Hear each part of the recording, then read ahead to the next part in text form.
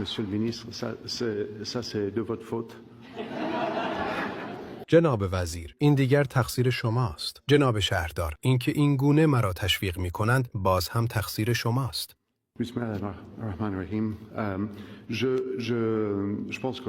فکر می کنم ما فرصت زیادی خواهیم داشت تا در مورد جماعت خانه‌ای که قرار است بسازیم صحبت کنیم.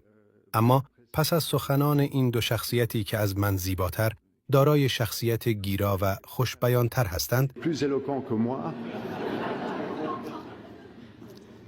و با توجه به واژه عشق که شما جناب شهردار به کار بردید، باید بگویم ما از دوستی بسیار سخن میگوییم. از همفکری و همسویی میان کانادا و جماعت ما زیاد صحبت میکنیم.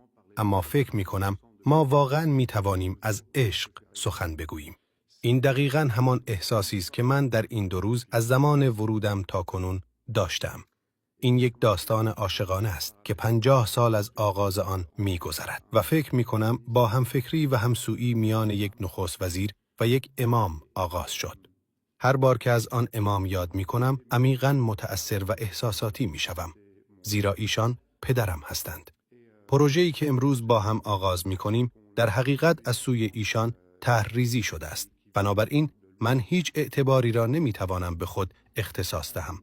اما همه شما می توانید اعتبار این پروژه را داشته باشید و همه شما می توانید به این داستان عاشقانه میان جماعت ما و کانادا که خانه شماست افتخار کنید.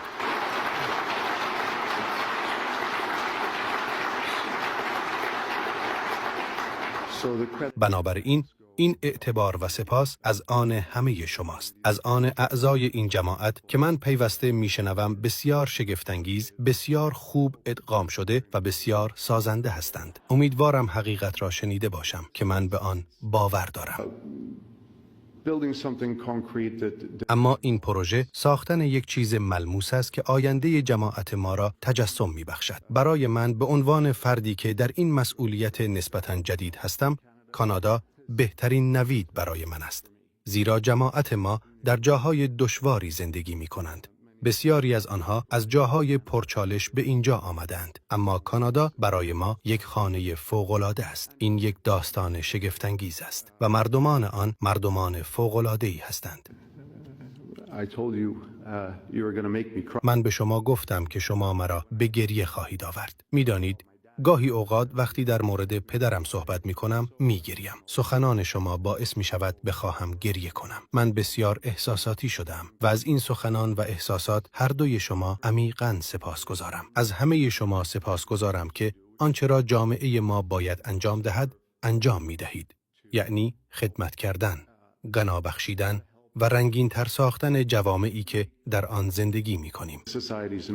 بنابراین من واقعا ممنونم. از هر دوی شما سپاسگزارم. از همه حضار در اینجا سپاسگزارم. من واقعا هیجان زده هستم. برای افتتاحیه هیجان زده‌ام. برای بازگشت دوباره به اینجا هیجان زده‌ام.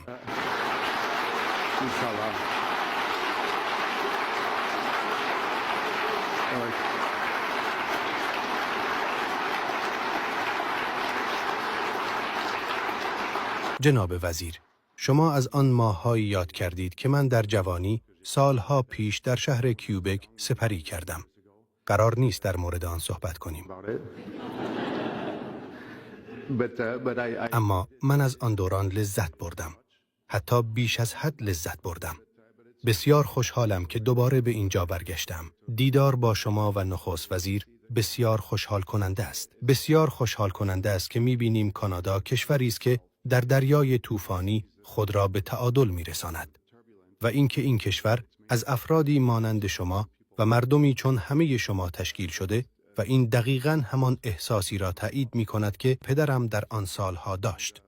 پس این بسیار شگفت‌انگیز است و همه شما واقعاً فوق‌العاده هستید و من واقعاً سپاسگزارم. تشکر. من توانستم جلوی گریم را بگیرم اما چیزی نمانده بود.